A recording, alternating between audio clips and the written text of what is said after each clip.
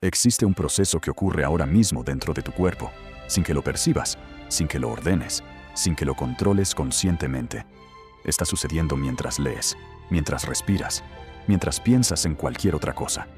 Cada minuto, aproximadamente 1,4 litros de sangre entra a 2 estructuras del tamaño de un puño. Es sometida a un análisis molecular de una precisión que ningún laboratorio clínico puede igualar, y sale transformada.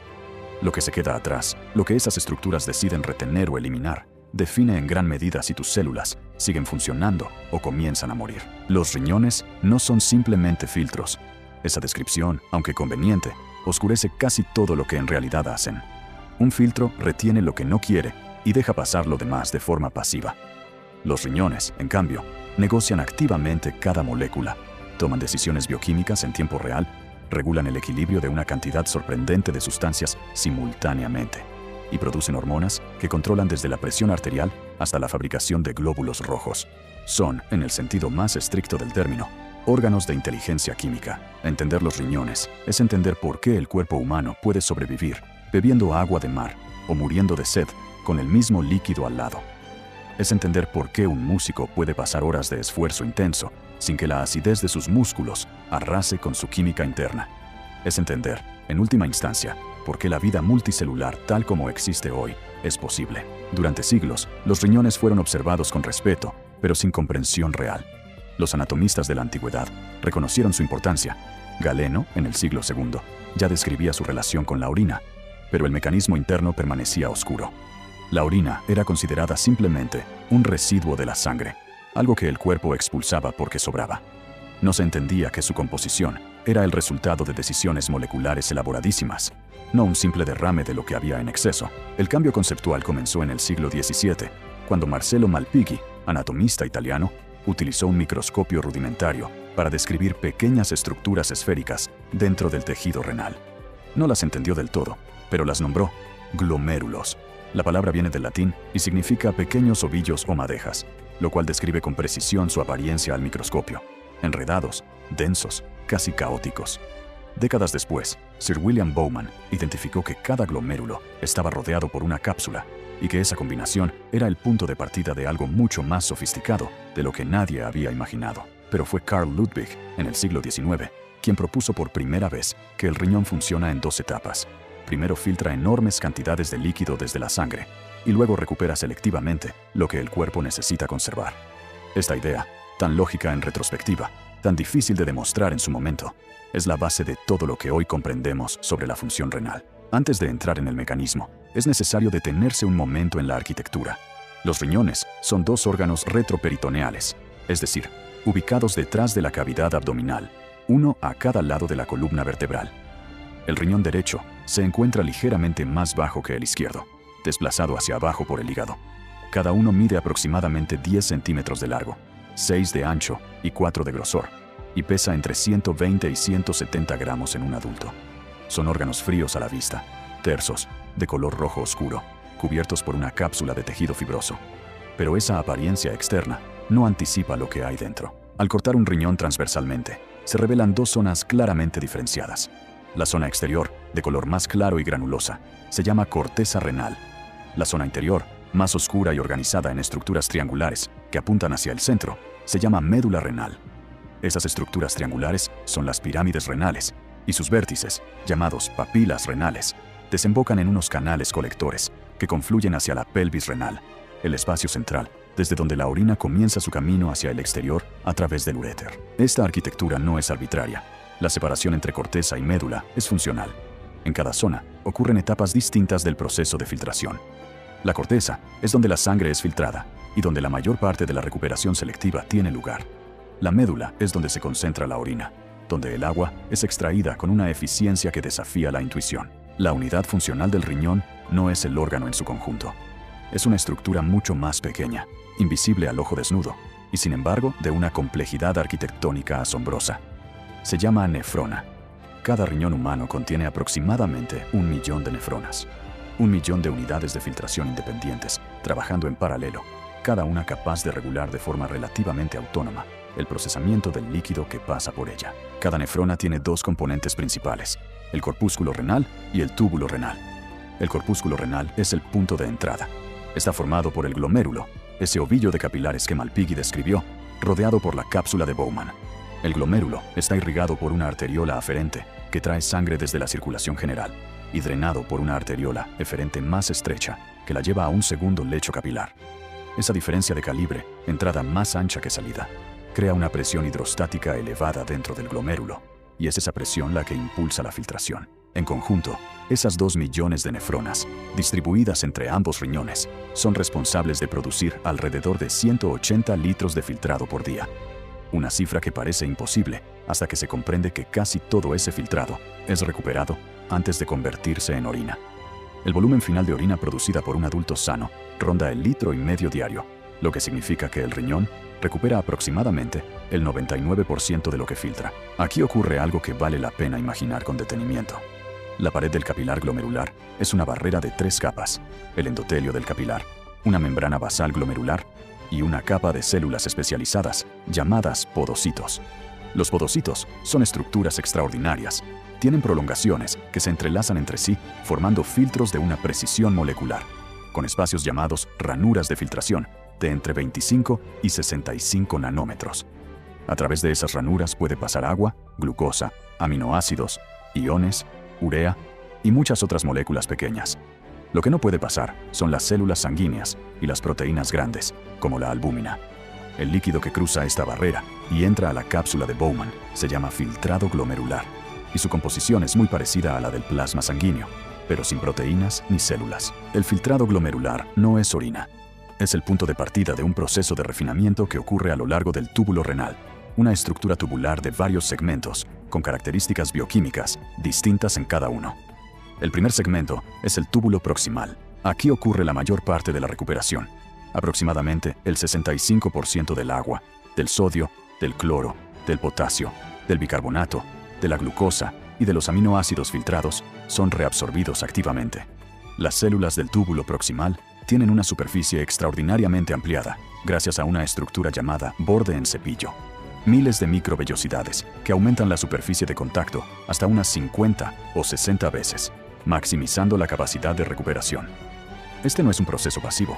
Las células consumen energía para bombear activamente solutos, desde el filtrado hacia el interior de la célula y luego hacia los capilares circundantes. Después del túbulo proximal, el filtrado desciende hacia una estructura en forma de horquilla llamada asa de Henle. Este segmento es uno de los más ingeniosos de toda la biología. La rama descendente del asa es permeable al agua, pero relativamente impermeable a los solutos. La rama ascendente, en cambio, es impermeable al agua, pero bombea activamente sodio, potasio y cloro hacia el tejido circundante de la médula. El resultado es un gradiente de concentración en el tejido medular. Cuanto más profundo en la médula, mayor la concentración de solutos en el intersticio. Ese gradiente es el mecanismo por el cual el riñón puede concentrar la orina cuando el cuerpo necesita conservar agua. Este sistema se llama multiplicación contracorriente, y su comprensión fue un avance conceptual mayor en fisiología renal. No es intuitivo. 2 tubos paralelos que fluyen en direcciones opuestas, cada uno haciendo algo distinto, crean juntos un gradiente que ninguno podría crear solo. Es una solución de ingeniería biológica de una elegancia que todavía sorprende a los fisiólogos. Desde el asa de Henle, el filtrado continúa hacia el túbulo distal, donde ocurren ajustes finos de la concentración de potasio, sodio y la acidez del líquido. Aquí intervienen hormonas que modulan cuánto sodio se recupera y cuánto potasio se elimina. Finalmente, el filtrado modificado entra al túbulo colector, que atraviesa la médula renal de corteza a papila, y es en este segmento donde se toma la decisión final sobre el contenido de agua de la orina. Esa decisión final no la toma el riñón de forma autónoma, la toma el hipotálamo, una región del cerebro que monitoriza constantemente la concentración osmótica de la sangre.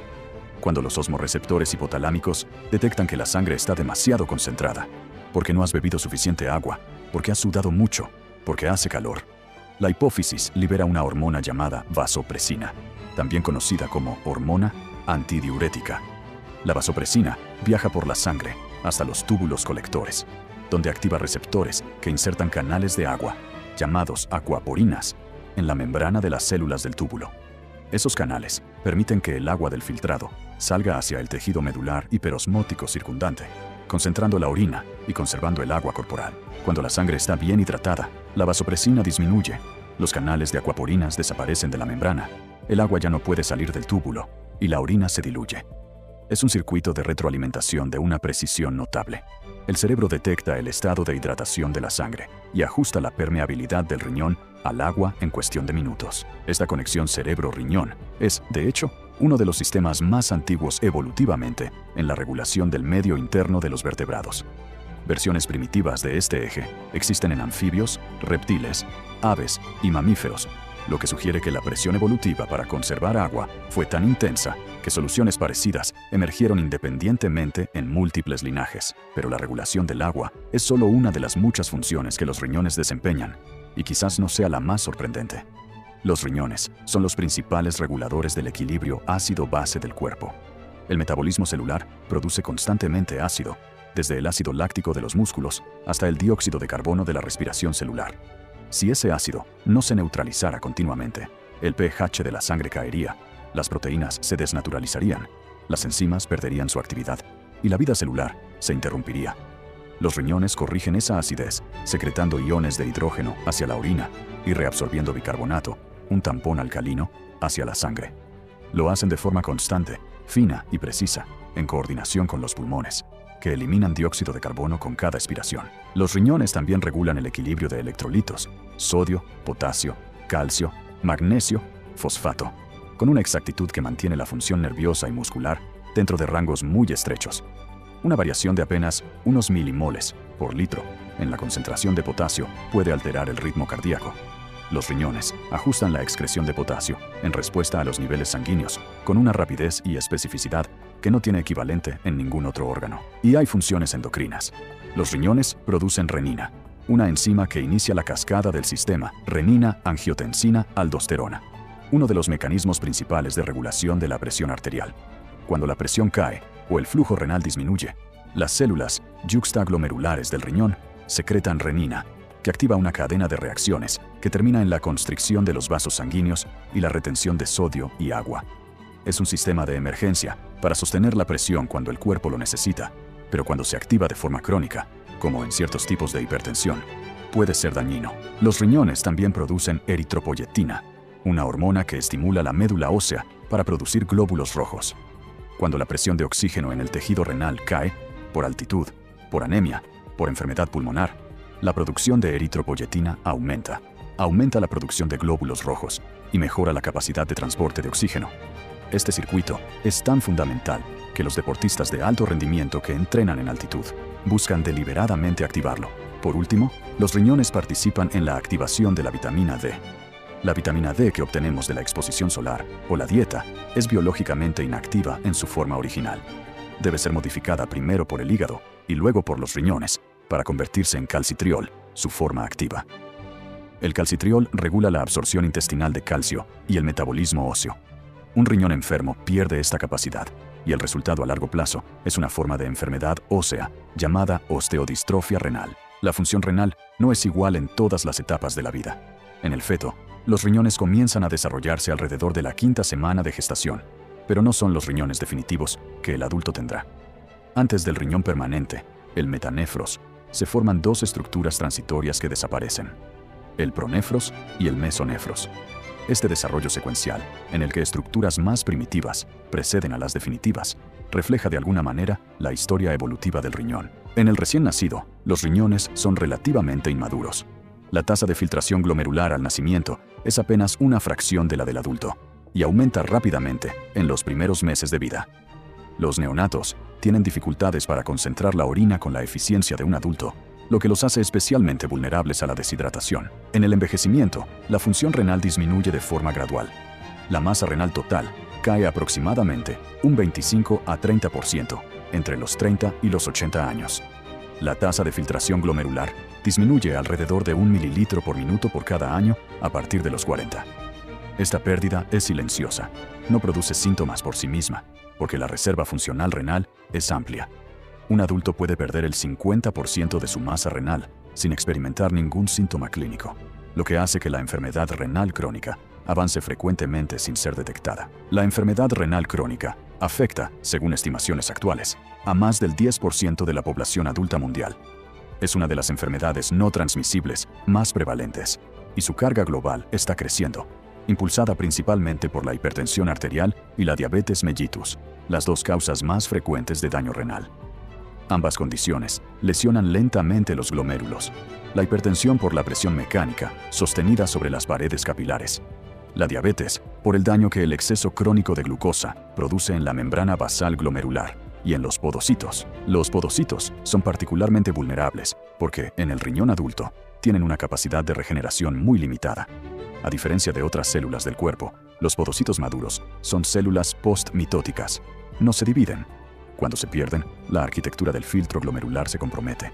Proteínas que no deberían aparecer en la orina comienzan a aparecer, en lo que los médicos llaman proteinuria, y la progresión del daño se acelera. Parte de la investigación actual en nefrología se centra en comprender qué señales moleculares desencadenan la muerte o la disfunción de los podocitos, y si es posible, estimular su regeneración o reemplazarlos con células madre.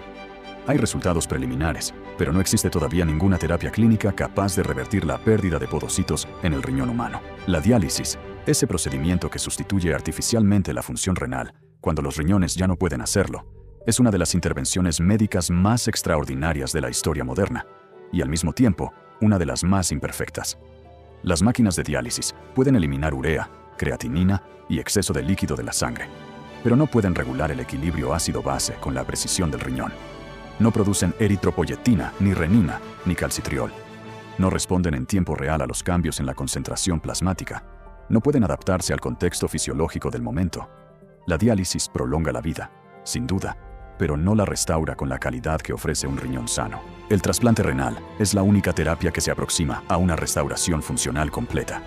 Un riñón trasplantado de un donante compatible recupera la mayor parte de las funciones perdidas, y los estudios indican que la supervivencia a largo plazo de los pacientes trasplantados es significativamente mayor que la de quienes permanecen en diálisis. Sin embargo, la escasez de órganos donados hace que cientos de miles de personas esperen trasplantes que no siempre llegan a tiempo. La investigación continúa explorando alternativas. Riñones bioprintados con células del propio paciente. Riñones de cerdo, modificados genéticamente para reducir el rechazo inmunológico. Dispositivos de filtración miniaturizados implantables. Algunos de estos enfoques han mostrado resultados prometedores en modelos animales y en primeras fases de investigación clínica. Todavía hay un largo camino antes de que cualquiera de ellos pueda considerarse una solución clínica establecida. Pero más allá de la enfermedad y la tecnología, hay algo en la arquitectura renal que merece ser contemplado por lo que es: una solución a un problema profundo. El problema de la vida en tierra es el agua. La vida surgió en el mar, en un entorno donde el equilibrio entre el interior celular y el medio externo podía mantenerse de forma relativamente pasiva. Cuando los vertebrados comenzaron a colonizar el continente, tuvieron que encontrar la manera de llevar el mar consigo. La sangre, en cierto sentido, es ese mar interno, y los riñones son la infraestructura que lo mantiene estable. Cada nefrona, con su glomérulo que filtra sin descanso, su asa de Henle, que multiplica concentraciones a contracorriente, sus túbulos que recuperan lo que vale la pena conservar y eliminan lo que no, es una solución a esa pregunta antigua. ¿Cómo puede un organismo complejo vivir en un entorno que cambia constantemente? Beber agua diferente, comer alimentos distintos, hacer ejercicio o reposo, sufrir calor o frío, y mantener a pesar de todo eso un equilibrio interno suficientemente estable como para que sus células sigan funcionando? La respuesta, en gran parte, son los riñones, dos órganos silenciosos, sin ningún rasgo visible desde el exterior, procesando cada minuto más de 1 litro de sangre, tomando millones de decisiones moleculares que jamás percibirás conscientemente. No hay en el cuerpo humano ningún sistema que sea más fiel, más constante, más discretamente esencial. Y cuando falla, cuando esa maquinaria silenciosa se detiene, el cuerpo tarda sorprendentemente poco en revelar cuánto dependía de ella. Lo que los riñones hacen no es simplemente limpiar la sangre, es sostener las condiciones bajo las cuales la vida compleja es posible. Y eso, en el fondo, es lo más cercano a una definición de lo que hace cualquier órgano vital. No solo existir dentro del cuerpo, sino hacer posible que el cuerpo exista. Los riñones no aparecen en ninguna conversación cotidiana, no generan asombro inmediato como el corazón, ni despiertan curiosidad instintiva como el cerebro. Son silenciosos por diseño, invisibles por naturaleza, indispensables por necesidad. Las estructuras más críticas del cuerpo humano no son las más llamativas, son las que trabajan sin pedir atención, sin pausas, sin señales de advertencia. Si este recorrido te dejó con una comprensión distinta de lo que ocurre dentro de ti, suscríbete a Anatomía Revelada y deja tu like. El cuerpo humano tiene muchos más secretos por revelar. Nos vemos en el próximo.